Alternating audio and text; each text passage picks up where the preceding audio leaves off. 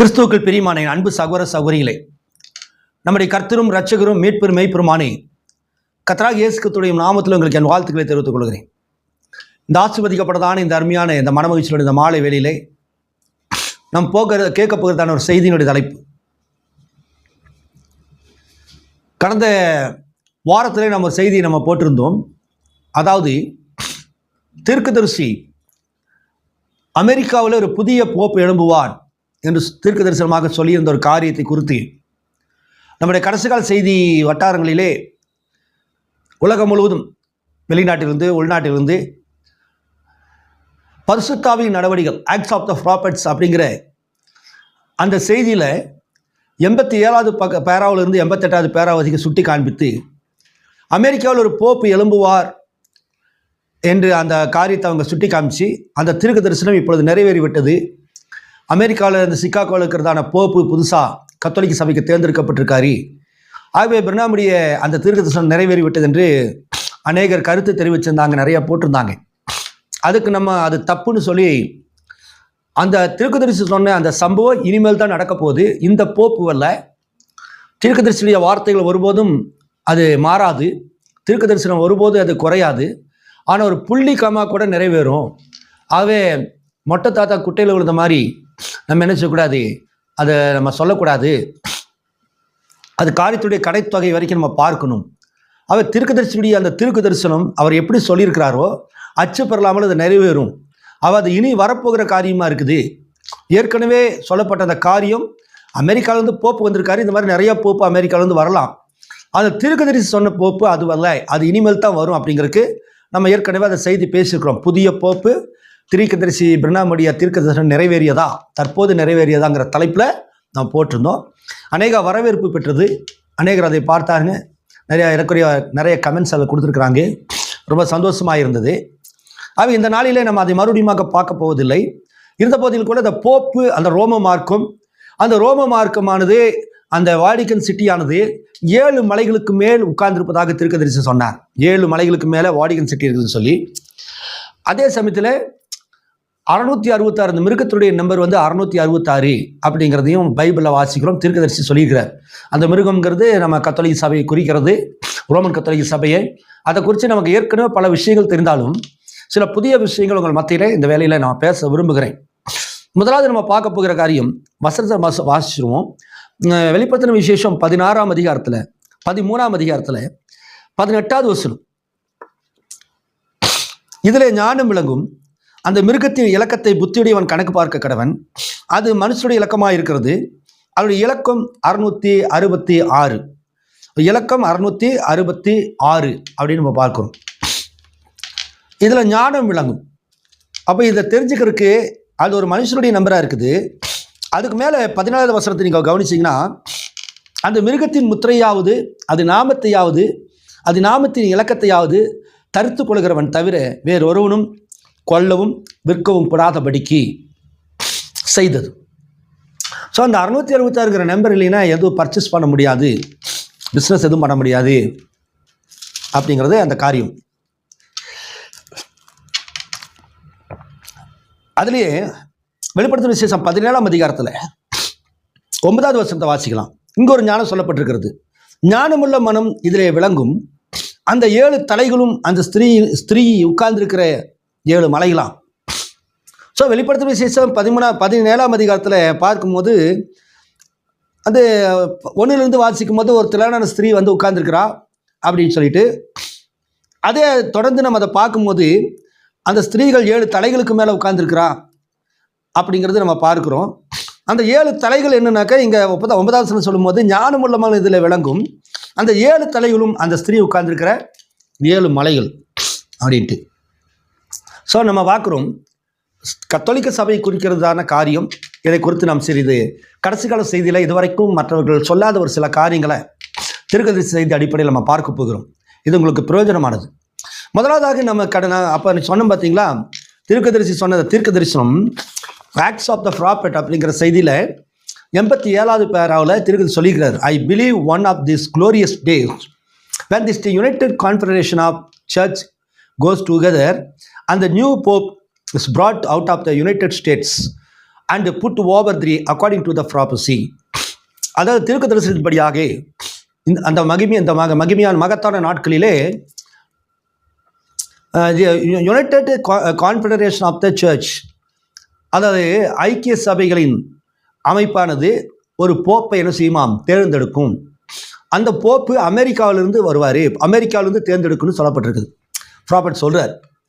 So ஒரு சில சகோதரர்கள் என்ன சொல்கிறாங்கனாக்கு, இந்த இடத்துல வந்து United Confederation of church goes together அப்படி தான் இருக்கே தவிர, இந்த இடத்துல யுனைடெட் கான்ஃபெடரேஷன் ஆஃப் சர்ச் இருக்கிறத தவிர சர்ச்சஸ்ன்னு இல்லை. இந்த ஒரே ஒரு சர்ச் தான் குறிக்குது. அந்த ஒரே ஒரு சர்ச் ரோமன் கத்தோலிக்க சபை. ஏன் அவங்க அப்படி சொன்னாங்கன்னா, நம்ம போன மெசேஜில் சொல்லியிருந்தோம், இந்த தீர்க்கதரிசி சொன்ன அந்த தீர்க்க தரிசனமானது ஐக்கிய சபைகளின் அமைப்பு, உலகத்தில் இருக்கிற எல்லா ஸ்தாபன சபைகளெல்லாம் ஒன்றிணைந்து ரோமன் கத்தோலிக்க சபையிலிருந்து பெண்டிகாஸ்ட் வரைக்குமாக எத்தனை டினாமினேஷன்ஸ் இருக்குதோ, இயேசு கிறிஸ்து நாமத்தில் ஞானஸ்தானம் எதிர்க்கிறவர் யாரோ, தீர்க்கதரிசி வில்லியம் பெரியன் பிரணாமுடைய செய்தி இந்த நாட்களில் யாரெல்லாம் எதிர்க்கிறார்களோ, இவங்கெல்லாம் ஒரு ஐக்கியமாவாங்க.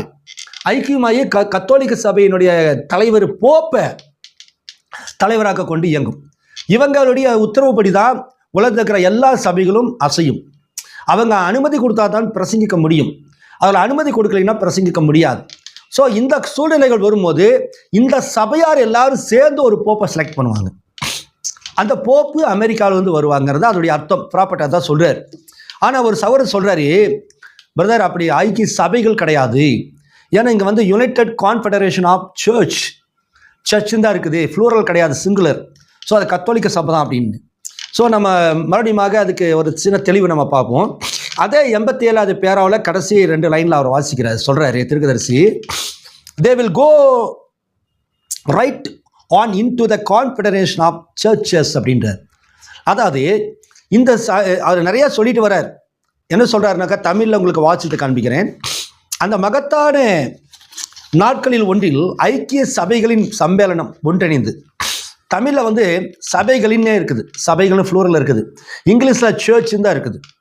ஐக்கிய சபையினுடைய சம்மேளனம் ஒன்றிணைந்து தீர்க்க தரிசனத்தின்படி ஒரு புதிய போப்பை அமெரிக்காவிலிருந்து கொண்டு வருவார்கள் என்றும் அவரை அங்கு ரோமில் நியமிப்பார்கள். பின்பு அவர்கள் மிருகத்தின் ஒத்த ஒரு சொரூபத்தை உருவாக்குவார்கள் என்று சேர்க்கப்படும் என்று அசல்வி சாப் கூட ஐக்கிய சபைகளின் சம்மேளனத்தில் சேர்ந்து விட்டார்கள் என்று நான் சில நாட்களுக்கு முன்பு படித்தேன். ஐயோ, அவர்கள் உண்மையான சுவிசேஷத்தின் உபதேசத்தை மறுதளிக்க வேண்டியதாயிற்று. அந்த சம்மேளனத்தில் சேர வேண்டும் என்றால் அவர்கள் பெந்தோஸ்து அடையாளங்களையும் அற்புதங்களையும் மறுதளிக்க வேண்டும். அந்த அமைப்பில் மதிப்பும் புகழும் பெற வேண்டும் என்றால் அதை மறுதளிக்க வேண்டியது அவசியமாகிறது. அடுத்தாக அவர் சொல்றாரு,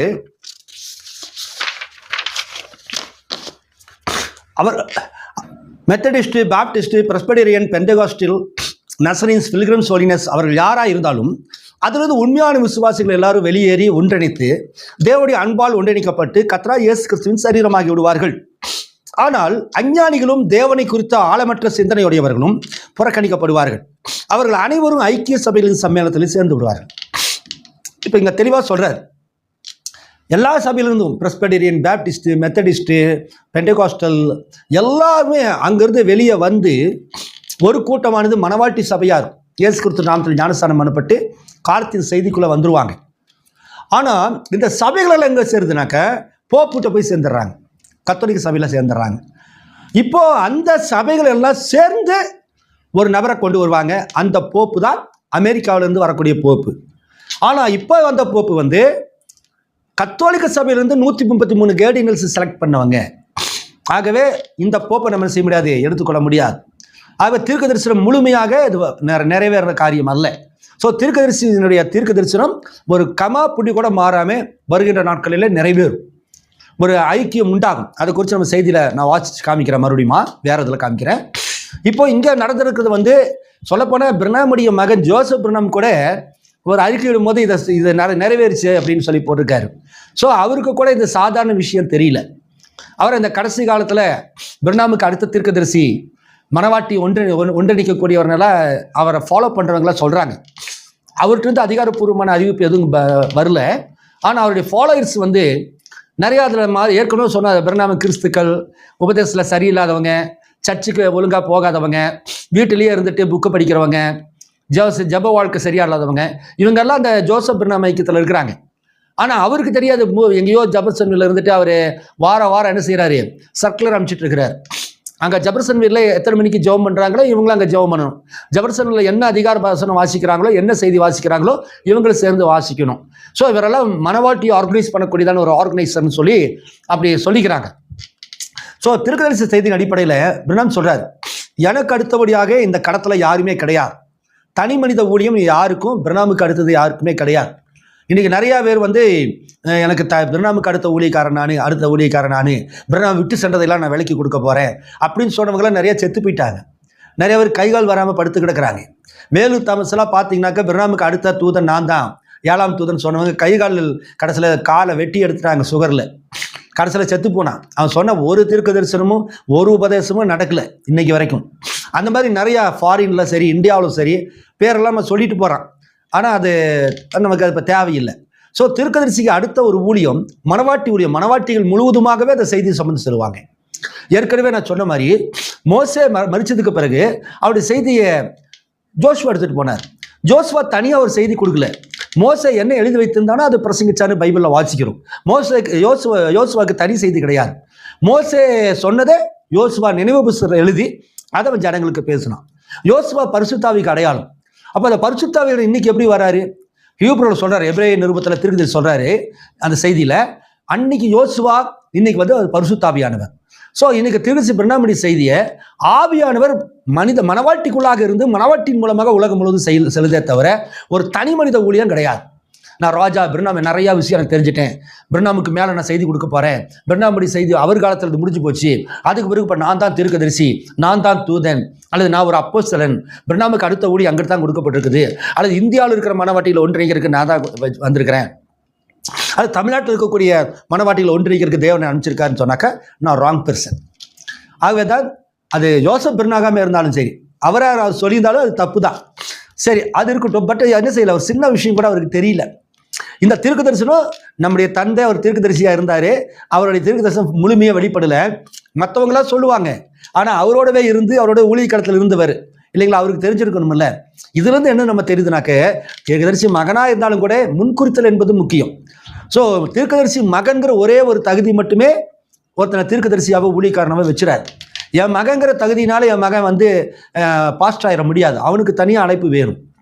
அதுபோல் ஜோசப் பிர்னாம் தீர்க்கதரிசி ஆசைப்பட்டார், ஒரு தீர்க்கதரிசியாக வருவான்னு சொன்னார், அதில் மாற்றலை. ஆனால் தனக்கு அடுத்த தீர்க்கதரிசியாக வருவான், என்னுடைய செய்தியை சுமந்துட்டு போவான், மனவாட்டியை ஒன்றிணைப்பார் அப்படிங்கிறதெல்லாம் அவர் எங்கேயுமே சொல்லலை. தீர்க்கதரிசினா ஒரு ஊழியக்காரனுக்கு கூட பிரீச்சர் கூட ஒரு ப்ராப்பர்ட் தான். ப்ராப்பர்ட்ஸினா தேவனுடைய வார்த்தை யாரெல்லாம் பேசுகிறாங்களோ ப்ராப்பர்ட் தான். பட் தீர்க்கதரிசன ஊழியம் என்பது அது டிஸ்பென்சேஷனல் ப்ராப்பர்ட் மினிஸ்ட்ரிங்கிறது ஒரு யுகத்துக்கான தீர்க்கதரிசனம் டாக்டரினை கொண்டு வர்றது. ஸோ முதலாம் யாத்திரையில் மோசே கொண்டு வந்தார், 2வது யாத்திரையில் இயேசு கொண்டு வந்தார், 3வது யாத்திரையில் பிர்னாம் கொண்டு வந்தார், 4வது யாத்திரையெல்லாம் கிடையாது. முதலாம் யாத்திரையில் மோசே கொண்டு வந்த அந்த செய்தியை யோசுவா அவன் எடுத்துகிட்டு பேசினா, அதே மாதிரி 2ஆம் யாத்திரையில் இயேசு கிறிஸ்து கொண்டு வந்த செய்தியை புதிய ஏற்பாட்டில் 7 சபை கால தூதர்கள் பேசினாங்க. அதே மாதிரி 3ஆம் யாத்திரையில் பிர்னாம் கொண்டு வந்த செய்தியை இன்னைக்கு ஹோல் பிரைடு 5 வகையான ஊழியத்தில் இருக்கிறவங்க, அப்போஸ்தலர்கள், தீர்க்கதரிசிகள், சுவிசேஷர்கள், போதகர்கள், மேய்ப்பர்கள், போதகர்கள், இந்த 5 வகையான ஊழியம் இன்னைக்கு இருக்குது. இவங்க என்ன சொல்கிறாங்கன்னா, அந்த 5 வகையான ஊழியமெல்லாம் கிடையாது அப்படி நிறையா சபைகளை டேப் போட்டு கேளுங்க, அல்லது அனுப்புறதை படித்து காமிங்க, அல்லது புஸ்தகத்தை வாசிங்க, ஒரு இடத்துல இருந்து நாங்கள் டேப் ஒளிபரப்புவோம், உங்கள் சபையில் அதை வச்சுட்டு நீங்கள் கேளுங்க. இதெல்லாம் ராங் டாக்டரின். பிசாசு என்ன செய்கிறான், நம்மளை வஞ்சிக்கிறான்னு அர்த்தம். ஸோ நம்ம இந்த தீர்க்க தரிசனமானது அது பிர்னாமுடைய மகனாக இருந்துச்சாலும் சரி, பிர்னாமே இருந்தாலும் கூட இன்னார் அவர் காதை பிடிச்சி ஏன்டா இப்படியெல்லாம் பண்ணுறேன்னு அவர் கேட்டிருப்பார். புரியுதுங்களா? ஸோ அதனால் நம்ம அது ஒரு பிக் ஷாட்டு, ப்ராப்பர்ட்டுடைய ஃபேமிலி, ப்ராப்பர்ட்டுடைய மகன், ஆகவே நம்ம அதை செய்யணும், ஏற்றுக்கணும் அப்படிங்கிற கட்டாயம் நமக்கு கிடையாது. நல்லா தெரிஞ்சுக்குங்க. சரி, இப்போ நம்ம கவனிக்கிறது, நம்ம அதை ஆங்கிலத்திலையும் பார்த்தோம். அவர் சர்ச்சுன்னு சொல்லியிருக்காரு, அடுத்து கீழே சர்ச்சஸ்ன்னு சொல்லிட்டார். ஸோ ஐக்கிய சபைகளெல்லாம் சேர்ந்து தான் என்ன செய்யுமா அந்த காரியத்தை கொண்டு வரும். இன்னொரு பாயிண்ட் உங்களுக்கு நான் சொல்கிறேன். இந்த புக்கு 7 சபை காலங்களின் சுருக்கம் அப்படிங்கிற ஒரு செய்தி. 7 சபை காலங்கிற புக்கு பெருசு. அதில் ஒரு செய்தி சுருக்கம் அப்படிங்கிற ஒரு சின்ன புக் இருக்குது. மொத்தமே ஒரு 30 பக்கம் தான் இருக்கும்னு நினைக்கிறேன். மொத்தம் 21 பக்கம், மொத்தமே 21 பக்கம் செய்தி தான். அதில் உங்களுக்கு 14வது பக்கத்தில் ப்ராஃபட் பேசுகிறார். அது உங்களுக்கு நான் வாசிக்கிறேன். 14வது பக்கத்தில், கள்ள சபைகள் ஒன்றுபட்டு உலக சபைகளின் ஐக்கியம் ஏற்படும், இந்த ஐக்கியம் தான் மிருகத்திற்கு உண்டாக்கப்பட்ட சொரூபமாகும்.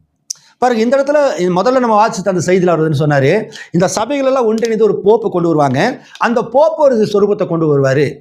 இன்றைக்கி நம்ம என்டே மெசேஜ் பாஸ்டர்கிட்ட போய் அந்த சொரூபம் என்னென்ன அப்படின்னாக்கா அவங்களுக்கு தெரியாது. சொரூபம்னா ஒரு விக்கிரகத்தை வைப்பாங்க, அல்லது கத்தோலிக்க சபையில் வச்சிருக்க விக்கிரகத்தை எல்லாம் வைப்பாங்க, அதுதான் சொரூபம்பாங்க. ஆனால் ப்ராப்பர்ட்டி இங்கே சிம்பிளாக ஒரே வார்த்தையில் சொல்லிட்டாரு, கள்ள சபைகள் ஒன்றுபட்டு உலக சபைகளின் ஐக்கியம் ஏற்படும். இந்த ஐக்கியம் தான் மிருகத்துக்கு என்று உண்டாக்கப்பட்ட ஒரு சொரூபம்.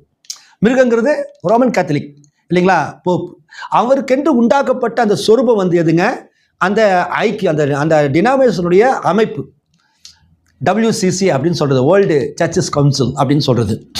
பின்பு அடுத்தது சொல்கிறார், இது வந்து வெளிப்படுத்தல் 13ஆம் அதிகாரத்தை எக்ஸ்பிளைன் பண்ணிட்டு வர்றாரு. சொல்லிட்டு சொல்கிறாரு, அந்த 666 கூட, அது சிறியோர் பெரியோர் ஐஸ்வரியவான்கள் தரித்திரர் சுயாதீனர் அடிமைகள் இவர்கள் யாவரும் தங்கள் வலதுகைகளினாவது நெற்றிகளினாவது ஒரு முத்திரையை பெரும்படிக்கு அந்த மிருகத்தின் முத்திரையாவது அதன் நாமத்தையாவது அந்த நாமத்தின் இலக்கத்தையாவது தரித்து கொள்கிறோம் தவிர வேறு ஒருவனும் கொள்ளவும் விற்கவும் கூடாதபடிக்கு செய்தது. இதில் ஞானம் விளங்கும். அந்த மிருகத்தின் இலக்கத்தை புத்தியுடையவன் கணக்கு பார்க்க கடவன். அது மனுஷனுடைய இலக்கமாக இருக்கிறது. அதோடைய இலக்கம் 666. சொல்லிட்டு அடுத்த ஒரு 4 லைன் நான் விட்டுறேன், மறுபடியும் சொல்கிறாரு, அவள் குமார்த்திகள் அவளோடு சேர்ந்து விட்டனர். உலக சபைகளின் ஐக்கியத்தின் மூலமாக ரோம சபை முழு அதிகாரத்தையும் வகிக்கும். அது உண்மையல்லவென்று சிலர் நினைக்கலாம். ஆனால் சபைகள் அனைத்தும் இப்பொழுது அரசியலில் ஈடுபட்டு மறைமுகமாக அதிகாரம் செலுத்துகின்றன என்பதை நாம் அறிவோம். தக்க சமயத்தில் அது அதிகரிக்கும். சபைகளின் ஐக்கியத்தில் ரோமாபுரி வெகு சீக்கிரத்திலே தலைமை வகிக்கும். ஜனங்கள் இதை இப்பொழுது அறியாமல் இருக்கிறார்கள். பாருங்க, அவர் சொல்றாரு, 666 பத்தி சொல்றார். 666 அது சிறியோர் பெரியோர் ஜனங்கள் எல்லாத்தையுமே வலது கையிலேயாவது நெற்றியிலாவது தரிச்சுக்கலினாக்க கொள்ளவும் விற்கும் வாங்க முடியாது. அந்த நாமத்தையாவது நாமத்தின் இலக்கத்தையாவது தரித்து கொள்ளாதவனை வந்து அந்த ஸ்தாபனம் என்ன செய்யுமா, அந்த டார்ச்சர் கொடுக்கும் அப்படின்றார். சரி, இப்போ இதை சொல்றாரு. இப்பொழுது வந்து அந்த ஏற்கனவே அவளுடைய குமார்த்திகள் எல்லாம் இணைஞ்சுதான் இருக்கிறாங்க. எப்படி இணைஞ்சிருக்கிறாங்க அப்படின்னா, கத்தோலிக்க சபை திருத்துவ உபதேசத்தில் இருக்குது. அந்த திருத்துவ உபதேசம் சாத்தோலிக உபதேசம். இந்த உபதேசம் அதுலேருந்து வெளியே வந்த மற்ற சபைகள், புராட்டஸ்டன்ட் சபைகள்லாம் கத்தோலிக்க சபை தப்புன்னு சொல்லி வெளியே வந்தாலும் கூட அந்த ஸ்பிரிட், அந்த உபதேசமானது தாய் கொண்டு வந்த உபதேசம் இவர்களுக்குள்ள இருக்குது. ட்ரினிட்டி. இவங்க டாக்டரின்ஸ் எல்லாம் பேசலாம். ஒரு செவன்த் டேக்காரன் வந்து சனிக்கிழமை தான் ஓய்வு நாளுங்களாம், பெந்தோகஸ்தக்காரர் சிலை வழிபாடு தப்பு, நகை போடுறதெல்லாம் தப்பு அப்படின்னு அவங்க சொல்லிக்கலாம். யெகோவா சாட்சிகள் யெகோவாத தேவன் இயேசு கிறிஸ்துவோட குமாரன் சொல்லிக்கலாம். இப்படி ஒவ்வொருத்தரும் ஒரு உபதேசம் வச்சிருக்கிறாங்க. ஆனால் நீங்கள் ஆணி வேற கவனிச்சிங்கனாக்க இவங்க எல்லாருமே பிதா குமாரன் பரிசுத்தாவி நாமத்தில் ஞானஸ்தானம் கொடுக்குறவங்க. இந்த ஒரே ஒரு கைத்தில் கட்டப்பட்ட அடிமைகள், புரியுதுங்களா? இவங்களாம் தெரிஞ்சோ தெரியாமலையோ கத்தோலிக்க சபையில் இணைஞ்சுதான் இருக்கிறாங்க. ஆனால் இது எப்படி பப்ளிசிட்டி ஆகுனாக்கா, அங்கே ப்ராபர்ட் சொல்கிறாரு, ஒரு காலத்திலே இந்த ரோம சபை என்ன செய்யுமா, எலும்புமா, அதிகாரத்தை முழு அதிகாரத்தை பெறுமா. அது வரைக்கும் இப்போ அந்த சபைகள் என்ன செய்யுது, புராட்டஸ்டன்ட் சபைகள் அரசியலில் பங்கெடுத்து கொண்டு இருக்கிறது அப்படின்றார். இன்னைக்கு வந்து பெந்தோகஸ்து சபை எடுத்துட்டிங்கனாக்க ஒரு மீட்டிங் போட்டாக்கா அரசியல்வாதி வர வச்சு பேச வைக்கிறாங்க. அந்த ஊரில் லோக்கலில் அரசியல்வாதி யார், பெரும்புள்ளி யார், அல்லது பெரிய பெரிய மினிஸ்டர்ஸை இந்த ஸ்கூல்லையெல்லாம் பண்ணுவாங்க. சுதந்திர தின விழா அல்லது குடியரசு விழாவுக்கு அல்லது ஃபங்க்ஷனுக்கெல்லாம் வந்து லோக்கலில் இருக்கிற போலீஸ் அதிகாரிகளையோ அரசியல்வாதிகளையோ அல்லது ஏதாவது ஒரு பிக் ஷாட்டை கொண்டு வந்து ஃபெமிலியரான செலிபிரிட்டிஸ் கொண்டு வந்து நடத்துவாங்க. அது உலக காரியங்கள், அது பண்ணலாம், தப்பு கிடையாது. ஆனால் சர்ச்சுங்கிறது ஒரு பரிசுத்தமான ஒரு இடம். தேவனுடைய வார்த்தை பிரசன்படுத்துறது வந்து தேவனுடைய வார்த்தையை அந்த அழைப்புள்ளவனே பண்ணணும். சொல்லப்போனால் சபையில் டீகனோ சாங் லீடரோ அல்லது யாருமே ஃபுல் பீட்லேருந்து மெசேஜ் கொடுக்கக்கூடாது. அந்த அழைக்கப்பட்ட தேவனுடைய ஊழியத்துக்கு அழைக்கப்பட்டவங்க தான் செய்தியை கொடுக்கணும். அப்படி இருக்கும்போது அரசியல்வாதிகளை வச்சுட்டு சினிமா நடிகர்களை கூட்டிகிட்டு வந்துட்டு இன்றைக்கி என்ன செய்யுது, இவங்க சபையானது நடத்தப்படுகிறது, ஸ்தாபனங்கள், திருத்துவ ஸ்தாபனங்கள். ஏன்னாக்கா அப்போ தான் ஜனங்கள் நிறையா வருவாங்க அப்படின்னு. இந்த நடிகைகள் வரும்போது இந்த நடிகை பார்க்கறதுக்கு ஒரு கூட்டம் வரும். அப்படி இவங்க என்ன செய்யுது, கிறிஸ்துவத்தில் மதம் மாற்றுறது, அதாவது மடைமாற்றம் செய்கிறது. ஆனால் அவங்க ஜீவி அப்படியே தான் இருக்கும். அந்த சினிமா நடிகை கூட பிரசங்கம் முடிச்சுட்டு மறுபடியும் போய் என்ன செய்ய போறா, சினிமாவில் மறுபடியும் ட்ரெஸ்ஸை கழட்டிட்டு ஆடத்தான் போறா. அந்த சினிமா நடிகை இங்கே வந்து பேசிட்டு மறுபடியும் நைட்டு போயிட்டு என்ன செய்யறான், பாருக்கு போய் பப்புக்கு போய் தண்ணி அடிச்சுட்டு ஆட்டம் போட்டு தான் போகிறான். அரசியல்வாதி நம்ம சொல்ல வேண்டியதில்லை, அவங்ககிட்ட எல்லா பழக்கமே இருக்கும். அவனுக்கு எதுவுமே வந்து தப்பு கிடையாது, கொலை செய்கிறது கூட அவனுக்கு தப்பு கிடையாது. அப்படிப்பட்டவங்களை கொண்டு வந்து பரிசுத்தமான பிரசங்கப்படத்தில் வந்து அவங்க என்ன செய்யறாங்க, தேவனுடைய வார்த்தை பிரசங்கிற இடத்துல இப்படிப்பட்டதான செலிபிரிட்டிகளை வச்சு மக்களை ஏமாத்திட்டு இருக்கிறான். இதை வந்து கத்தோலிக்க சபையிலிருந்து ஸ்தாபனங்கள் வரைக்கும் இன்றைக்கி செஞ்சுட்டு இருக்கிறாங்க. ஆனால் இவங்களை குறித்து திருஞர் சொல்கிறாரு, ஒரு காலத்தில் இன்றைக்கி மறைமுகமாக செய்கிறாங்க, ஒரு காலத்தில் பப்ளிக்காக வரும். பார்த்தீங்களா? அமெரிக்காவுக்கு இப்போ அந்த ஆட்டுக்குட்டி பற்றி சொன்னாரே, இந்த ஆட்டுக்குட்டிக்கு 2 கொம்பு இருந்துச்சு, அது பூமியிலிருந்து எழும்புச்சு. பூமியில் எழும்புறது இந்த அமெரிக்காவுக்கு ஒன்று வந்து ஒரு கொம்பு, ஒரு ஹாரன் வந்து அது பொலிட்டிக்கல், இன்னொரு கொம்பு வந்துட்டு அது ரிலிஜியஸ், மதமும் அரசியலும் சேர்ந்தது தான் அமெரிக்கா. இந்த அமெரிக்காவும் காட்சியில் எழும்பும். மூன்றாம் உலகப் போர் எழும்பும் போது அது ரெடி ஆயிடும்.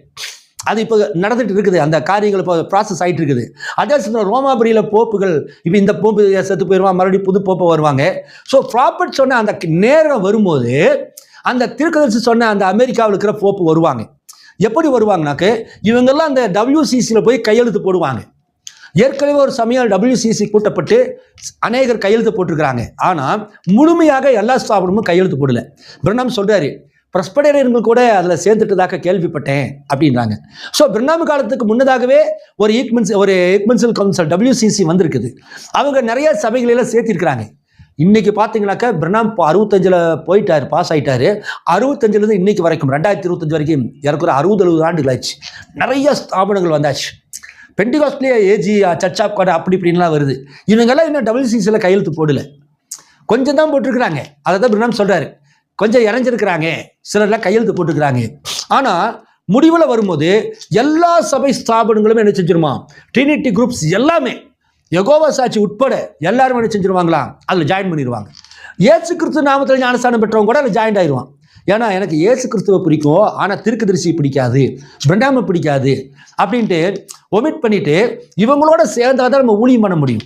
இந்த கூட்டத்தில் சேர்ந்தால் மக்கள் நம்மளை ஏற்றுக்கொள்ள மாட்டாங்கன்ட்டு இவங்களோட நம்பிக்கை துரோகம் பண்ணி என்ன செஞ்சிருவான், தான் நாமத்தை காட்டி கொடுப்போம், அங்கே போயிடுவான், அங்கே சேர்ந்துருவான். பிரணாமடி செய்தியில் பலம் இல்லாதவங்க இருக்கிறாங்க பார்த்தீங்களா. இன்னைக்கு கூட கடைசி கால செய்தியில் நிறையா வந்து செய்தி விட்டு வெளியே நிறையா காரியங்களை பண்ணுறாங்க இல்லையா. இன்னைக்கு முறை பண்ண கல்யாணம் பண்ணிக்கிறது, தன்னுடைய ஜாதிங்கிறக்க அப்படி செய்தி விட்டு போட்டு ஜாதியில் ஒரு பெரிய விஷயம் கிடையாது, நான் ஜாதியில் கல்யாணம் பண்ணுறது தப்பு கிடையாதுன்ட்டு ஒருத்தர் கவுண்டரில் ஜாதியில் கல்யாணம் பண்ணுறது தப்பு கிடையாது. ஒருத்தர் நீங்கள் எந்த ஜாதியோ அந்த ஜாதியில் நீங்கள் பொண்ணு பார்த்து கல்யாணம் பண்ணுறது தப்பு கிடையாது. ஆனால் செய்தை விட்டு போட்டு அந்த ஜாதியை ஒரு பெரிய காரணமாக சொல்லி கல்யாணம் பண்ணுறது பார்த்தீங்களா, அதுதான் தப்பு. ஸோ செய்திக்கு வரும்போது எனக்கு அந்த ஜாதி முக்கியம் இல்லையா, நான் எந்த ஜாதியாக இருந்தாலும் பரவாயில்ல, தேவனுடைய வார்த்தைக்காக எவன் நிற்கிறானோ அவனை கல்யாணம் பண்ணிக்கிறவங்கிறதா வித்து. புரியுதுங்களா? இப்போ நிறைய என்ன பண்ணுறாங்க, அப்போ ஜாதி வந்து வேண்டாம்னா இப்போ கட்டாயமாக நம்ம மதம் மாதிரி ஜாதி மாதிரி தான் கல்யாணம் பண்ணணுமான்னு நினைக்கிறாங்க. அது தப்பு. நீங்களே உங்கள் ஒரு நாய்க்கர் இருக்காருன்னா, நாய்க்கரில் வந்து ஒருத்தர் கத்தருக்குள்ள ஒரு பெண்ணு வந்து செய்திக்குள்ளே வந்தாச்சு, ஞானஸ்தானத்துக்குள்ளே வந்தாச்சு, உங்கள் முறை பொண்ணு எல்லா தகுதி இருக்குதுனாக்கா தாராளமாக கல்யாணம் பண்ணிக்கலாம், அதில் நமக்கு தப்பு கிடையாது. புரியுதுங்களா? ஆனால் இல்லை உன் ஜாதியில் நீ கட்டக்கூடாது, நீ வேறு ஜாதியில் தான் கட்டணும், நீ கிறிஸ்துவன் அப்படிங்கிறதான் தப்பு. ஆனால் செய்தி விட்டு போட்டு செய்தி எனக்கு இருந்தாலும் பரவாயில்ல இல்லாட்டியும் பரவாயில்லையா, நான் எனக்கு ஜாதி தான் முக்கியம்னு அப்படி பண்ணுறாங்க பார்த்தீங்களா. அதுதான் அவங்க வந்து தீர்க்கதரிசி செய்து விட்டு போய் அந்த WCCயில் சேர்ந்துக்கிறதுக்கு சமானம். அந்த மிருகத்தின் முத்திரையை அவர்கள் தரித்து கொள்கிறாங்க.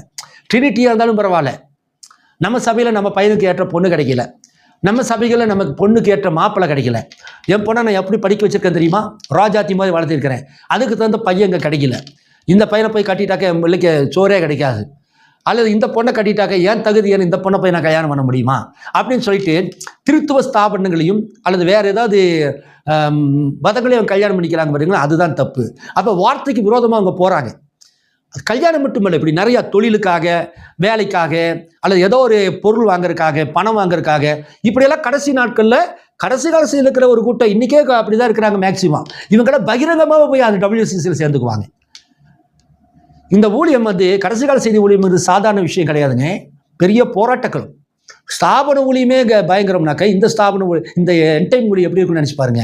தேவனுடைய வார்த்தையை நீங்கள் பேசுறது, தேவனே இங்கே வந்து இறங்கி வந்து பேசுகிறாரு. சாத்தா சும்மா விட்டுருவானா, உங்களை சாதாரணமாக விட்டுருவானா? இந்த ஊழியம் வந்து இந்த பிரசங்கப்படத்தில் நிற்கிறது அவ்வளோ கடினமான ஊழியம். இந்த வார்த்தைக்காக நீங்கள் முழுவதும் டெடிக்கேஷன் ஆனால் தான் கர்த்தர் உங்களை உறுதிப்படுத்துவார். ஸோ தீர்க்கதரிசி இதில் ஒரு காரியத்தை சொல்கிறார், கவனிங்க. 15வது பக்கத்தில், சபைகளின் ஐக்கியத்தில் ரோமாபுரி வெகு சீக்கிரத்தில் தலைமை வகிக்கும், ஜனங்கள் இதை இப்பொழுது அறியாமல் இருக்கிறார்கள். அப்போ என்னன்னாக்க, சபைகளின் ஐக்கியத்தில் ரோமாபுரி வெகு சீக்கிரம் தலைமை வகிக்கனாக்கா இது வரைக்கும் அது தலைமை வகிக்கலைன்னு அர்த்தம். ரோமாபுரிக்கு மட்டும்தான் அவன் தலைவராக இருக்கிறான். ஆனால் இங்கே ப்ராப்பர்ட் சொல்றது சபைகளின் ஐக்கியம், சர்ச்சஸ் உடைய கேதரிங், அந்த அமைப்பு இருக்கு இல்லைங்களா, அந்த கான்ஃபெடரேஷன், அந்த கவுன்சிலுக்கு வந்து போப்பு என்ன செய்வார், ஒரு காலத்தில் அதிகாரப்பூர்வமாக என்ன செய்வார், லீடர் ஆவார். இதை இப்பொழுது அறியாமல் இருக்கிறாங்க. இப்போ இருக்கிற டினாமினேஷனுக்கு அது தெரியாமல் இருக்கிறாங்க, வஞ்சிக்கப்பட்டிருக்கிறாங்க. வெளிப்படுத்தல் 17:3-6 மகா பாபிலோன் வேசி மிருகத்தின் மேலே ஏறி இருப்பதாக எழுதப்பட்டிருக்கிறது. அவள், அதாவது ரோம சபை, 4வது சாம்ராஜ்யத்தின் மேல் அதிகாரம் செலுத்துகிறாள். உலக சபைகளின் ஐக்கியம் வெகு சீக்கிரம் அவளுடைய ஆதிக்கத்துக்கு கீழ்ப்படும். உலக சபையுடைய ஐக்கியம், எல்லா ஸ்தாபனங்களும் எவ்வளோ சீக்கிரத்தில் ரோமன் கத்தோலிக்க சபைக்கு கீழ்ப்படுமோ சீக்கிரத்தில். இவர் சொல்லி 50 வருஷம் ஆச்சு. ஆனால் தேவனுடைய கணக்கு வந்து சீக்கிரம்னா 1000 வருஷம் 100 வருஷம் அதெல்லாம் நம்ம கணக்கு கிடையாது, நாளைக்கே கூட நடக்கலாம். சரிங்களா? வெளிப்படுத்தல் 17:3 மகா பாபிலோன் வேசி மிருகத்தின் மேல் ஏறி இருப்பதாக எழுதப்பட்டிருக்கிறது. அவள், அதாவது ரோம சபை, 4வது சாம்ராஜ்யத்தின் மேல் அதிகாரம் செலுத்துகிறாள். உலக சபைகளின் ஐக்கியம் வெகு சீக்கிரம் அவள் ஆதிக்கத்துக்கு கீழ்ப்படும். அவளுடைய ஆதிக்கத்துக்கு போப்புக்கு வந்து இந்த அந்த எல்லா டினாமினேஷனுமா கீழ்ப்படும். அவள் உலகத்தில் உள்ள தங்கத்தை வசப்படுத்தி இருப்பதால் உலகத்தில் இருக்கிற மக்கள் அனைவரும் உலக சபைகளின் ஐக்கியத்தில் சேர வேண்டும். இது மிருகத்தின் முத்திரையை பெறாமல் அவர்கள் கொள்ளவு விற்கவும் முடியாது. உலக சபைகளின் ஐக்கியத்தில் போதகமாகிய திருத்துவம் போன்ற வேதத்துக்கு அப்பாற்பட்ட போதங்களை கை கொள்வதே மிருகத்தின் முத்திரையை பெறுவதாகும். உலக சபைகளின் ஐக்கியம் அது பெற்ற வல்லமையை கொண்டு உண்மையான மனவாட்டியை துன்புறுத்தும். மனவாட்டி பிரசங்கம் செய்வதையும் போதிப்பதையும் இந்த மிருகத்தின் சொரூபம் தடை செய்யும். மிருகத்தின் சொரூபங்கிறது அந்த அமைப்பு தடை செய்யும். அவருடைய போதகர்கள் மக்களுக்கு தேவையான சத்தியத்தை பிரசங்கித்து அவர்களை ஆறுதல் படுத்தாதபடி தடை செய்யப்படுவார்கள். அந்தி கிறிஸ்துவின் ஆவியின் தன்மையை முழுவதும் பெற்ற ஒரு மனிதன் உலக சபைகளின் ஆதிக்கத்தை வகிக்கும் முன்னர் உண்மையான சபை இந்த உலகத்திலிருந்து எடுத்துக்கொள்ளப்படும். தேவன் மனவாட்டியை எடுத்துக்கொண்ட பின்னர் ஆட்டுக்குட்டியானவரின் கல்யாண விருந்து நடைபெறும். பாருங்க, இந்த இடத்துல தெளிவாக சொல்றாரு, அந்தி கிறிஸ்துவின் ஆவியின் தன்மையை முழுவதும் பெற்ற ஒரு மனிதன். அந்த மனிதன் யாருங்க? போப்பு. அந்த கிறிஸ்து அத்தனை தன்மையை அவன் பெற்றிருப்பானா. அந்த போப்பு தான் அமெரிக்காவில் வரக்கூடிய போப்பு. உலக சபைகளின் ஆதிக்கத்தை வைக்கிறதுக்கு முன்னாடி, எல்லா சபைகளும் சேர்றதுக்கு முன்னாடியே ராப்சர் நடந்துடும். அது இன்னும் நடக்கலை. அதுக்கு பிறகு நிறைய பேர் சொல்கிறாங்க ஆட்டுக்குட்டி கல்யாணம் முடிஞ்சிருச்சுன்னு சொல்கிறாங்க, சபை காலம் முடிஞ்சிருச்சுன்னு சொல்கிறாங்க, மனவாட்டி கல்யாணம் முடிஞ்சிருச்சுன்னு சொல்கிறாங்க. ஆனால் திருப்பதி சொல்கிறாரு, அதுக்கு பின்னர் தேவன் மனவாட்டி எடுத்துக்கொண்ட பின்னர் ஆஃப்டர் ராப்சர் ஆட்டுக்குட்டியானவரின் கல்யாண விருந்து நடைபெறும். எங்கள் வீட்டில் எங்கே பூமியே நடக்கும், ஆகாயத்தில் நடக்கும். ஸோ செய்தியை நம்ம என்ன செய்யணும்? செய்தியாக பார்க்கணும். அப்போ அந்த உலக சபைகளின் ஐக்கியம் வந்து இப்பொழுது சேர்ந்து கொண்டிருக்கிறது. ஆகவே இந்த போப்பு ஒரு வேலை செய்யலாம், சேர்றதுக்கு சப்போர்ட் பண்ணலாமே தவிர, அந்த ஐக்கியம் சேர்ந்ததுக்கு பிறகு WCC வந்ததுக்கு பிறகு இருக்கக்கூடிய போப்பு கண்டிப்பாக அமெரிக்க போப்பாக தான் இருப்பார். இவர் வந்து இந்த ஐக்கிய சபைகளுக்கு லீடர் ஆயிடுவார். அப்போ அங்கே சொல்கிறாரு, மனவாட்டியை தவிர இயேசு கிறிஸ்து நாமத்தில் ஞானஸ்நானம் பண்ணப்பட்டு கொடுத்து இந்த ஊழியத்தை செய்யறவங்களை தவிர எல்லாரும் என்ன செய்யப்படுவாங்க? ஆதரிக்கப்படுவாங்க. நம்மளை என்ன செய்ய மாட்டாங்க? நீ பிரசங்கம் பண்ணக்கூடாது. பிரசங்கம் பண்ணாக்கா அது சட்ட விரோதமாயிரும். ஏன்னா போப்புடைய உத்தரவு எல்லா நாடுகளுக்கும் சர்க்குலர் போயிடும். எங்களுடைய ஐக்கியத்தில் ஐடி கார்டு வச்சுருவங்களுக்கு மட்டும்தான் பிரசங்கம் பண்ண விடணும்.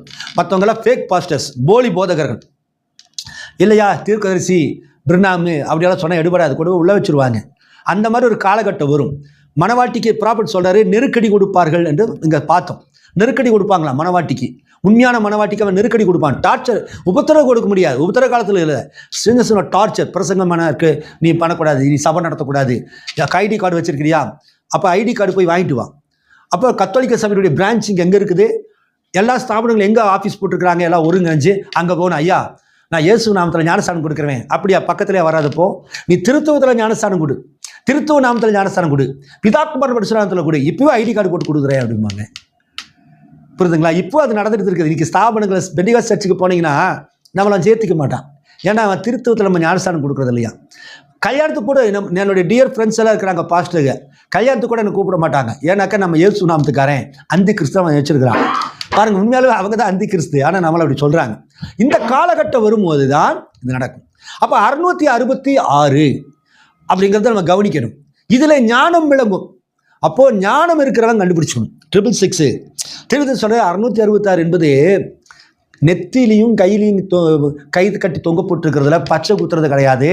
அல்லது இந்த ஸ்தாபனங்களுக்கு சில இவங்க இருக்காங்க மாதிரி அறிவியலிகள், ரொம்ப அதிகமான அறிவாளின்னு சொல்லிக்கிறவங்க இருக்காங்க பார்த்தீங்களா. இவங்கெல்லாம் என்ன செய்கிறாங்கன்னா சிப்பு வச்சுருவாங்க.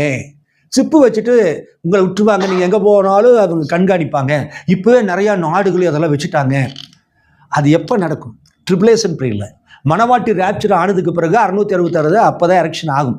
இப்போ அதோடைய சம்பவங்கள் கொஞ்சம் கொஞ்சமாக வந்துட்டு இருக்கும். சிப்பும் கிடையாது, ஜிப்பும் கிடையாது, பைபிள் அப்படி கிடையாது. 666 என்பது ஒரு உபதேசம், டாக்டரின். ப்ராப்பர்ட்டி என்ன சொல்றாருனாக்க அது ஒரு திருத்துவ உபதேசம். திருத்துவத்தை சார்ந்த அத்தனை உபதேசங்களுமே அது 666. இப்போ ஆவிக்குரிய பிரகாரமாக எல்லா ஸ்தாபர்களும் 666 தரிச்சுக்குது. இப்போ மணவாட்டி ஒருத்தி தான் வெளியே வந்து கடைசி கால செய்தி சபை கர்த்தராகிய இயேசு கிறிஸ்து ஞானஸ்தானம் கொடுக்குற சபை அதை ஏற்றுக்கிறது இல்லை, திருத்துவத்தை ஏற்றுக்கிறது இல்லை. ஆனால் கடைசி நாட்களில் வற்புறுத்துவாங்க. நீ 666 கையில் கட்டிக்கோ, கழுத்தில் மாட்டிக்கோ, அப்படியெல்லாம் கிடையாது. வலது கையிலாவது அப்படின்னாக்கா கடைபிடிக்கிறது. நீ ட்ரினிட்டியை வந்து கடைபிடிக்க வேண்டும். நெத்தி அப்படின்னாக்கா சிந்திக்கிறது. அப்போ நெத்தியில் வந்து நீ திருத்துவத்தை நீ ஏற்றுக்கொள். இந்த உபதேசத்தை நீ ஏற்றுக்கொண்டு இந்த உபதேசத்தை நீ கடைபிடிச்சா எங்கள் ஐக்கியத்தில் நீங்கள் இருக்கலாம். இல்லைனாக்கா நாங்கள் கம்ப்ளைண்ட் பண்ணி இவனை உள்ளதில் இருவோம் அப்படிங்கிற ஒரு காலகட்டம் வரும் பாருங்க, நெருக்கடி. இந்த காலகட்டத்தில் மணவாட்டி ரேப்சருக்கு தயாராவா. அப்போ அந்த நேரத்தில் வரக்கூடிய போப்பு அது வரைக்கும் ஒரு ப்ராசஸில் இருப்பான். மணவாட்டி மேலே போனதுக்கு பிறகு அந்த வலு சொருப்பத்துடைய ஆவி போப்புக்களை வந்து அனாய்டிங் ஆயிரும். மீதி இருக்கிற 5 புத்தியில்லாத கணிகளை டார்ச்சர் பண்ணும் உபத்திரகாலம். இது அப்போ தான் நடக்கும். ப்ராப்பர்ட்டாக தான் சொல்கிறார். ஸோ அந்த நேரத்தில் வரக்கூடிய போப்பு இருக்கான் பார்த்தீங்களா, அவன் தான் அமெரிக்காவிலேருந்து வரக்கூடிய போப்பு. நான் ஏற்கனவே சொன்னேன், இந்த போப்பே அமெரிக்காவிலேருந்து வர்றவர் தான். ஒரு அடையாளமாக கூட சிக்காகோவிலேருந்து தான் வந்திருக்காரு. சிக்காகோவுடைய பின்கோடுகளில் இந்த ஏரியாவுடைய பின்கோடு வந்து 6066. அதில் வந்து 3 6 இருக்கும் பாருங்க பின்கோடு நம்பரில் கூட. அப்போ என்ன தெரியுதுனாக்க ஏதோ ஒரு வகையில் வந்து ஆன்டி கிரைஸ்ட் எதுங்க ஆர்ச்சி சபை, ஏதோ ஒரு வகையில் வந்து அவருடைய குமார்த்திகள் மற்ற ப்ராட்டஸ்டன்ட் சபைகள் கூட அது ஒரு ஆன்டி கிரைஸ்ட் தான். ஸோ அங்கே வந்து இந்த ரெண்டையுமே கண்டுபிடிக்கிறதுக்கு தீர்க்கதரிசி பைபிளும் சொல்லுது, அதில் ஞானம் வேணும்னு.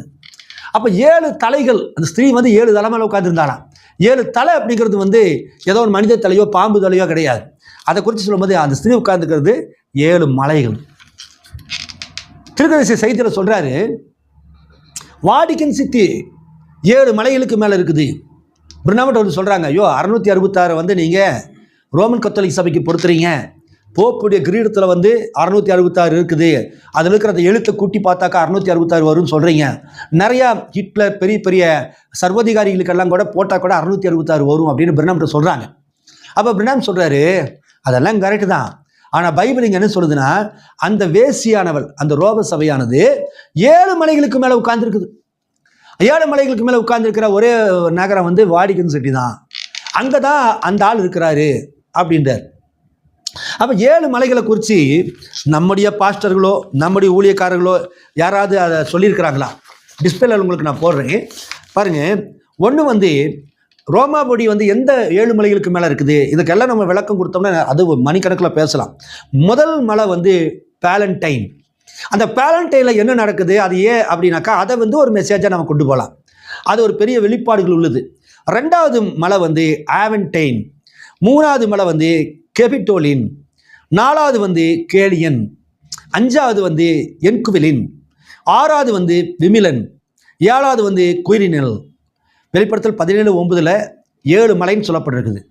அது சரித்திரபூர்வமாக உண்மையாகவே ரோமாபுரியானது 7 மலைகளுக்கு மேலே இருக்குது. இந்த 7 மலை பேலண்டைன், அவன்டைன், கெபிட்டோலின், கேலியன், எக்வினிலின், விமிலன், குயிரினல். இந்த 7 மலைகளுக்கு மேலே தான். இந்த ஒவ்வொன்றுக்கும் ஒரு டெஃபினிஷன் ஆவிக்குரிய அர்த்தம் இருக்குது. ஏன் அந்த 7 மலை அப்படின்ட்டு. 7 மலைனாலும் கொஞ்சம் ஜாக்கிரதையாக நம்ம இருக்கணும். இந்த 7 மலை இங்கே தமிழ்நாட்டுக்கு இருக்கிற 7 மலைக்கு நம்ம பயப்பட வேண்டியதில்லை. ரோமாபுரியில் இருக்கிற 7 மலை இருக்குது பார்த்தீங்களா, அதுக்கு தான் நீங்கள் பயப்படும். அங்கே தான் யாருக்காரு போப்பு. இந்த 7 மலைக்கு மேலே இப்போ அந்த சபையினுடைய தலைமைப்பினர் இருக்குது. ஒரு காலத்தில் இங்கே இருக்கிற எல்லா கிறிஸ்தவ அமைப்புகளும் ஸ்தாபனங்கள் எல்லாமே ரோமாபுரிக்கு கப்பம் கட்டுவாங்க. போப்பை தலைவராக ஏற்றுக்கொள்வாங்க. எல்லாருமே அந்த அவங்க மனநிலை மாறிடும். ஐயோ போப்பும் கிறிஸ்தவதாயா, அவரும் நல்லதாயா பண்ணுவார், அவருடைய ஐக்கியத்தில் சேர்ந்தாதையா நம்ம மீட்டிங் போட முடியும். அவர் ஏன்னா உள்ளூரில் இருக்கிற அரசியல்வாதிகள் கட்சிக்காரர்களையும் சினிமாக்காரிகளையும் கொண்டு ஆடுறவன் போப்பை ஏற்றுக்க மாட்டானா? இங்கே இருக்கிற சினிமாக்காரியை வச்சு ஆடுறான் இல்லைங்களா? அவன் அடுத்த நாள் போய் சினிமா ஷூட்டிங்கில் போய் எவனையோ கட்டி பிடிச்சி ஆடுறான்.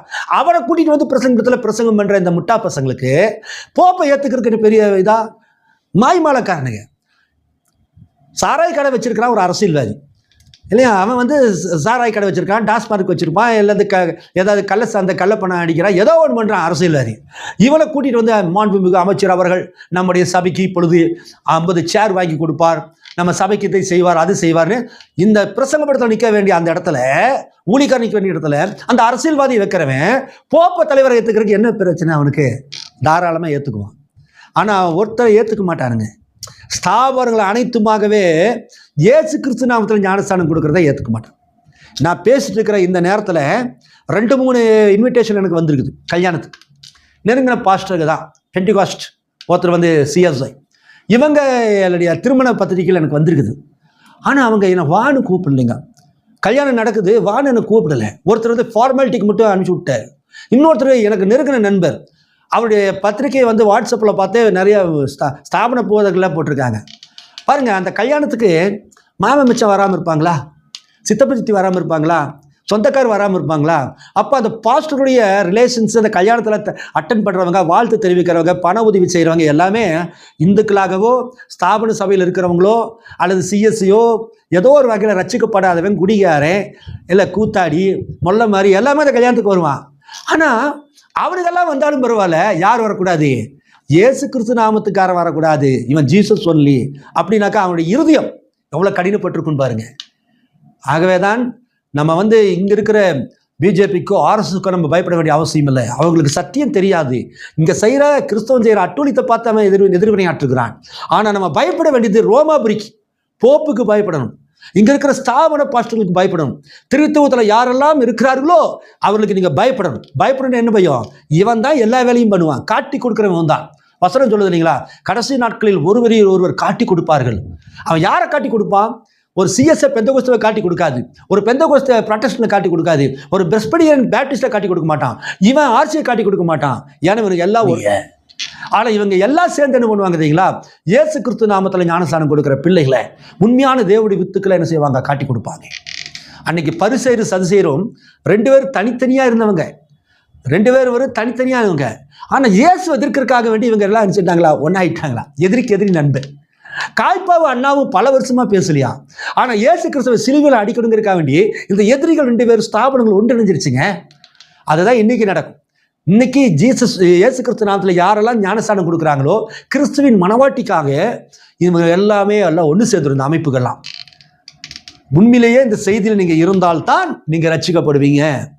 நீங்கள் கொத்தளிக்க சபையில் அவங்க ரொம்ப நல்லவங்க, பெந்தகோஸ்த பரவாயில்ல, நம்ம என் டேபிள் இருக்கிறவங்ககிட்ட ஸ்வாவ் அன்பே கிடையாது, சகோதர ஸ்நேகமே கிடையாது, இவன் சரியில்லை அப்படின்னு நீ ஸ்தாபனத்துக்கு போயிட்டீங்கன்னா நீ 666 பைண்ட் ஆயாச்சு, அவ்வளோதான். அது என்னையா 666? திருத்துவம். ஆனால் பைபிள் சொல்லுது, இதில் ஞானம் விளங்கும். இதில் ஞானம் விளங்கும், இதில் புத்தி உள்ள என்ன செய்வான்? கணக்கு பார்க்க கடவன் அப்படின்ட்டு. நீங்கள் கவனிச்சிங்களாக்கு இதை குறித்த ஒரு வெளிப்பாடு 1965ஆம் ஆண்டு ஏப்ரல் 18ஆம் தேதி அவர் சண்டே விசிட்டர் அப்படிங்கிற ஒரு பத்திரிக்கை. இந்த பத்திரிக்கை ரோமன் கத்தோலிக்க சபை நடத்துகிற பத்திரிக்கை. அந்த நாட்களில் 1965 ஏப்ரல் 18ஆம் தேதி வந்த ஒரு இஷ்யூவில் ஒரு கேள்வி பதில் வைக்கப்படுகிறது. அந்த கேள்வி பதில்களை வந்துட்டு ஒருத்தர் கேட்குறாரு. அவர் என்ன கேட்குறாருன்னா, போப்புடைய முன்மூடி கிரீடம், அதாவது போப்புக்கு வந்து கிரீடம் இருக்குது, முதல்ல ஒரு அடுக்கு, அதுக்கு மேலே இன்னொரு டிஃபன் பாக்ஸ் மாதிரி இன்னொன்று, இப்போ அடுக்கு 5 அடுக்கு டிஃபன் கேரியர் இருக்கிற மாதிரி கிரீடத்தில் ஃபஸ்ட்டு ஒரு பேஸ், அதுக்கு மேலே இன்னொரு பேஸ், அதுக்கு மேலே ஒரு 3 ஸ்டெப் இருக்கும், 3 அடுக்கு, அதுக்கு மேலே சிலுவை வச்சுருப்பாங்க. இதைத்தான் மும்முடி கிரீடம்னு சொல்கிறது. இந்த மும்முடி கிரீடம் வந்து பரலோகம், பூலோகம், பூலோகத்துக்கு கீழே இருக்கிற இந்த 3 ஸ்தலத்துக்கும் போப்பு தான் தலைவர் அப்படிங்கிற அடையாளமாக அந்த மும்முடி கிரீடத்தை சுற்றுறாங்க. பரலோகத்துக்கு யார் தலைவரா? போப்பு. ஏன்னா இயேசு கிறிஸ்து உயிர்த்தெழுந்து போயிட்டாரு. பரலோகத்துக்கு தலைவராக இருக்கிற பொறுப்பு போப்பு கையில் ஆண்டவர் கொடுத்துட்டாரு. பூமிக்கு தலைவராக இருக்கிற பொறுப்பு யாரு? அதுவும் போப்பு கையில். பூமிக்கு கீழே இருக்கிற அதுக்கு பாதாளத்துக்கு யார் தலைவர்? அதுவும் போப்பு தான் தலைவர். ஆகவே மும்முடி கிரீடம் சூடப்பட்டவராய் அவர் இருக்கிற அந்த கிரீடத்தில் வந்து ஒரு word, vicar of son of God, vicar of God, தேவனுக்கு பதிலா அப்படிங்கிற அந்த வார்த்தை, இங்கிலீஷ் வார்த்தை விகார் ஆஃப் காட். அப்போ அந்த கேள்வி வைக்கப்படுது, இந்த விகார் ஆஃப் காடுக்கு என்னன்னு வேறொரு சபைக்காரங்க கேட்குறாங்க. அதுக்கு கத்தோலிக்க பதில் சொல்லுது, விகாரிஸ் ஃபெலிடே அப்படின்னு. அதுக்கு ஸ்பெல்லிங் வந்துட்டு VICARIUS, விகாரியஸ், FILLI, ஃபெலிடி, ஃபெலி. அடுத்தாக DEI, டெய் அப்படின்னாக்கா டெய்ட்டினால உங்களுக்கு தெரியும், தெய்வீகம், தேவன். ஃபிலி அப்படின்னாக்கா ஃபெலிக்ஸ் அப்படின்னா, ஃபெலி அப்படின்னாக்கா ஒரு குமாரன். அடுத்தாக விகாரியஸ் அப்படின்னாக்கா பதிலாக. அப்போ விகாரிஸ் ஃபெலிடி அப்படின்னாக்க தேவகுமாரனுக்கு பதிலாக, தேவனுக்கு பதிலாக. விகாரிஸ் ஃபெலிடிங்கனாக்கா தேவகுமாரனுக்கு பதிலாக. தேவகுமார் யாரு? இயேசு கிறிஸ்து. அப்போ இயேசு கிறிஸ்துக்கு பதிலாக போப் இருக்கிறாரு. அவர் தலைவராக இருந்தார், உயிர்த்தெழுந்து போயிட்டார். இப்போ அவர் தலைவர் இல்லை, அதுக்கு பதிலாக யார் இருக்கிறாரு? நான் ரோம சபையில் இருக்கும்போது ஒரு பாட்டு பாடுவாங்க சபையில், நானும் சேர்ந்து பாடியிருக்கேன். சத்தியத்தை அறியாத காலத்தில், ரட்சிக்கப்படாத காலத்தில், சிறு பிராயத்தில் ரோமன் கத்தோலிக் சபையிலேருந்து வந்துவேன். அப்போ சர்ச்சில் பாடுவாங்க ரோமன் கத்தோலிக் சபையில், ரோமராஜ பூபதியே நமோ நமோ, ரோமராஜ பூபதியே நமோ நமோ, திருச்சபையின் தலைவராக ஜனித்த மாதவா உம்மை நாடி தேடி நமஸ்கரிக்கின்றோம். திருச்சபையின் தலைவராக ஜனித்த மாதவா உம்மை நாடி தேடி நமஸ்கரிக்கிறோம். இதை நான் பாடுவேன்.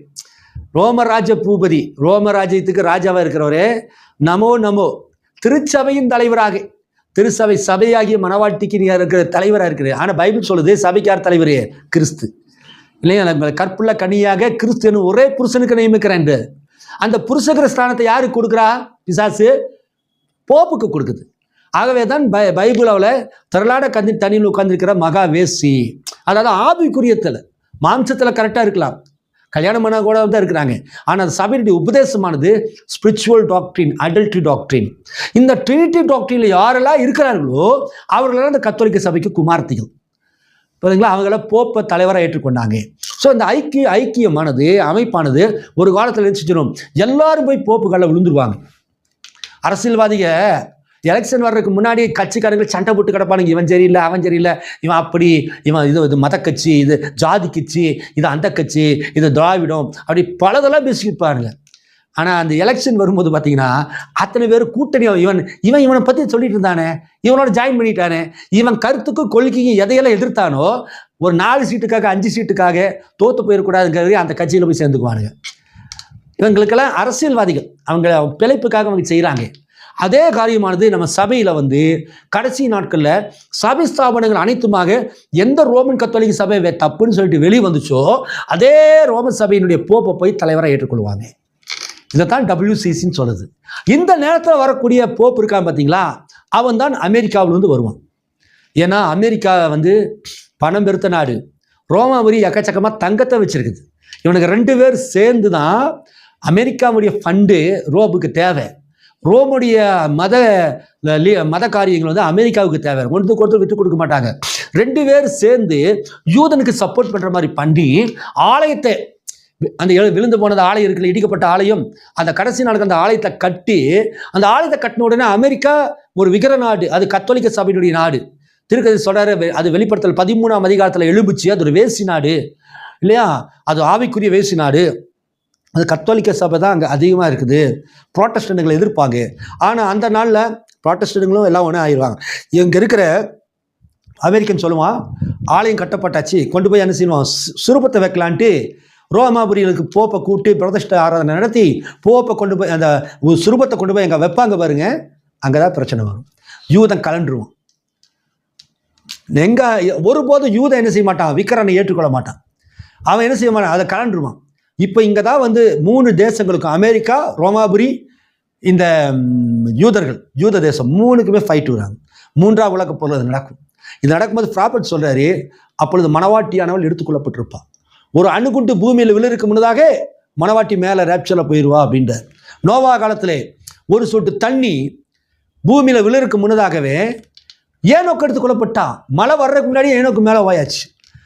3ஆம் உலகப் போர் ஆரம்பிக்கப்பட்டு குண்டு மலை பூமியில், அணுகுண்டு மலை பூமியில் வர்றதுக்கு முன்னதாக பிரைடர் செஞ்சிருவா, ரேப்சரில் போயிடுவா. ஸோ அந்த கடைசி நாட்களில் வரக்கூடிய அந்த கடைசி போப்பு இருக்கான் பார்த்தீங்களா, அவன் அமெரிக்காவிலேருந்து வரக்கூடிய போப்பு. அதனால தான் நம்ம சொல்ல, தீர்க்கதரிசி சொன்ன எந்த தீர்க்க தரிசனம் அதற்குரியதல்ல. அமெரிக்காவிலேருந்து வருவார், லண்டன்லேருந்து வருவார், சிகாகோவிலிருந்து வருவார், ஜெபர்சன்லேருந்து கூட வரலாம். அது நமக்கு கணக்கு இல்லை. ஆனால் இந்த அமைப்புகளை ஒன்று சேர்ந்து இவங்க செலக்ட் பண்ணுவாங்க. இந்த ப்ராட்டஸ்டன்ட் பெந்தகோஸ்தக்காரங்க போப்பை செலக்ட் பண்ணுவாங்க. ஆனால் இப்போ செலக்ட் பண்ண அந்த போப்பு கேர்டினல்ஸ், கத்தோலிக்கர்களால் தேர்ந்தெடுக்கப்பட்டவங்க. ஆகவே தீர்க்கதரிசி சொன்ன அந்த போப்பு அது வரல அப்படிங்கிறது நம்ம பார்க்குறோம். ஸோ 7 மலைகளுக்குள்ள அந்த பெயர் தெரிந்து கொண்டீர்கள். ஸோ 7 மலைகளுக்குள்ள அந்த ரெவலேஷன் என்ன, வரக்கூடிய பதிவில் பார்ப்போம். 7 மலைகளுக்கு மேலே அந்த ஸ்திரீ உட்கார்ந்துருக்காங்கிறத நம்ம பார்த்தோம்.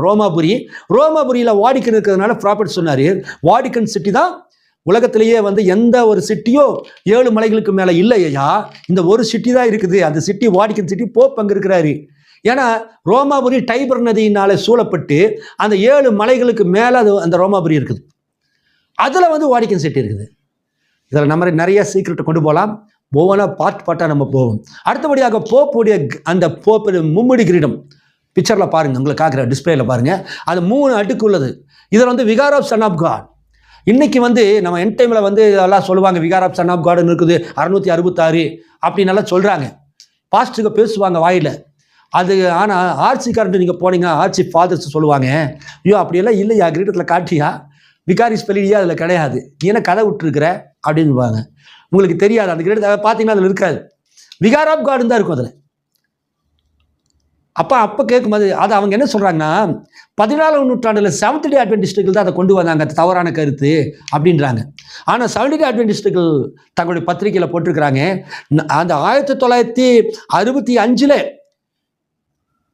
அவர் சண்டே விசிட்டர் அப்படிங்கிற பத்திரிகை, கத்தோலிக்க பத்திரிகையில், அது கத்தோலிக்க பத்திரிகையுடைய அதிகாரப்பூர்வமான பத்திரிகை, அது அங்கேருந்து அது ரோம்லேருந்து வரக்கூடிய பத்திரிகை. அதில் வந்து ஏப்ரல் 18ஆம் தேதி கேள்வி பதில்கள் பகுதியில் விகாரிஸ் ஃபெலிடைன்னு அவங்களே சொல்லியிருக்கிறாங்க. ஏன் அந்த விகாரிஸ் ஃபெலிடைனாக்கு விகார் ஆஃப் சன் ஆஃப் காடுங்கிறது வந்துட்டு அதை ஆங்கில வார்த்தை, விகார் ஆஃப் காட் அப்படிங்கிறது சன் ஆஃப் காடுங்கிறது. ஆனால் விகாரிஸ் ஃபெலிடை அப்படிங்கிறது வந்து லத்தீன் வார்த்தை. அந்த லத்தீன் வார்த்தையை நீங்கள் இப்போ கவனிச்சிங்கன்னா அந்த அந்த இப்போ நம்மளாம் நம்பர் 1 2 3 4 5 அப்படி போடுறோம். ஆனால் அவங்கெல்லாம் அப்படி போட மாட்டாங்க ரோமில். இப்போ நம்ம ஸ்கூலில் போகும்போது 10th ஸ்டாண்டர்டுக்கு எக்ஸ் போடுறோம், 11th எக்ஸு பக்கத்தில் 1, 9th எக்ஸுக்கு இந்த பக்கம் 1, 5th வி போடுறோம், 6வது அப்படின்னாக்க விக்கு பக்கத்தில் இந்த ரைட் சைடில் 1 போடுவோம். அதே மாதிரி 4வது இந்த பக்கம் ஐ போடுவோம். அப்போ ஐங்கிறது 1, விங்கிறது 5. இது ரோமன் லெட்டர். நிறைய கடிகாரங்கள் எல்லாம் நீங்கள் பார்த்துருப்பீங்க. அந்த மாதிரி விகாரிஸ் ஃபெலிடி அப்படின்னா பிக்கு கொடுக்கப்பட்ட நம்பர் வந்து 5, ஐக்கு கொடுக்கப்பட்டது வந்து நம்பர் 1, சிக்கு கொடுக்கப்பட்டது வந்து நம்பர் 100, ஏக்கு கொடுக்கப்பட்டது வந்து 0, ஆருக்கு கொடுக்கப்பட்டது 0, ஐக்கு கொடுக்கப்பட்டது வந்து 1, பிக்கு கொடுக்கப்பட்டது வந்து 5. மறுபடியும் எஸ் விகாரியஸ் லாஸ்ட் லெட்டர் வந்து 0. அதுக்கு மொத்தம் டோட்டலாக நீங்கள் பார்த்தீங்கன்னா 112, விகாரியஸுக்கு 112.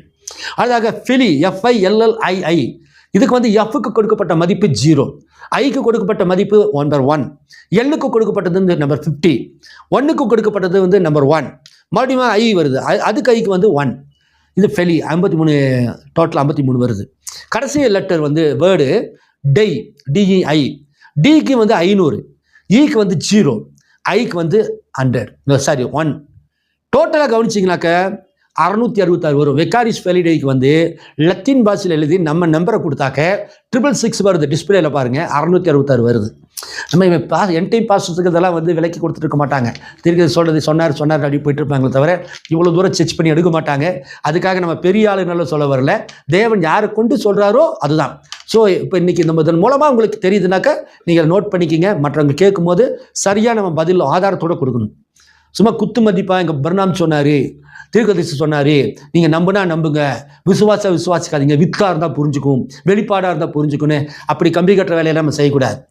வெளிப்பாடு என்பது, ரெவலேஷன் என்பது, ஆவிக்குரிய வெளிப்பாடு என்பது அது வித்துக்கு அது வரும், அது நம்ம சொல்ல முடியாது, அது விவரிக்க முடியாது.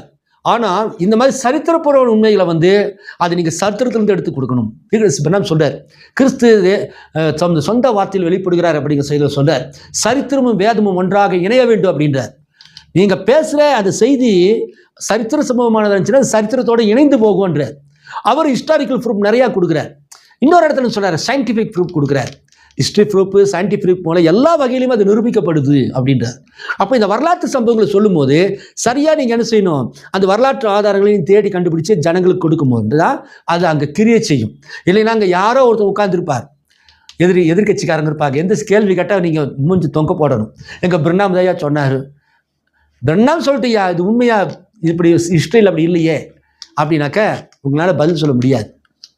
ஸோ கடைசி தேவன் தாம் இந்த அருமையான வேளையில் அவள் உட்கார்ந்துருக்கிற அந்த மலை, 7 மலைகள் பேரை நம்ம பார்த்தோம். இன்னொரு காலத்தில் அந்த 7 மலைகளினுடைய ரகசியம் அந்த 7 மலைக்கு பேர் இருக்கிற ரகசியத்தை நம்ம பார்ப்போம். ஒவ்வொரு மலையும் அந்த பேர் எதை எதை குறிக்கிறது, தேவன் எப்படியாக அதை நம்ம காமிச்சிருக்கிறார். ஏன்னா அது ஞானம் வேணுன்ற, அந்த ஸ்திரீகள் உட்கார்ந்துருக்கிற அந்த மலையினுடைய ரகசியத்துக்கு ஞானம் வேணுன்ற, தேவ ஞானம். அதன் மூலம் நம்ம தெரிந்து கொள்வோம். அதே மாதிரி 666 நம்ம பார்த்தோம், விகாரிஸ் ஃபெலிடி அப்படிங்கிறது. ஸோ 666 என்பது இன்னைக்கு 666 போட்டு மேலே போட்டிருந்தாலோ, நெத்தியில் பச்சை குத்துறதோ, அல்லது கையில் எழுதி மாற்றிக்கிறதோ, அல்லது ஏதாவது கையில் டேக் 666 போடுறதோ அல்ல. 666 என்பது ஒரு ஆவி.